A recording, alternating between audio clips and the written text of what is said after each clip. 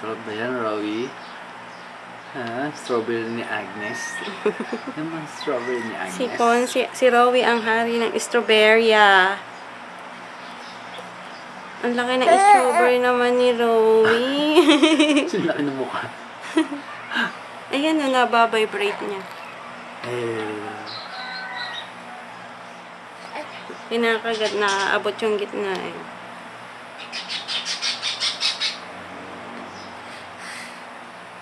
Bumubantang hininga. Napapagod. Hawak mo, hawak, hawak. Uy. Kanina nilalabas yung dila eh. Naiinis.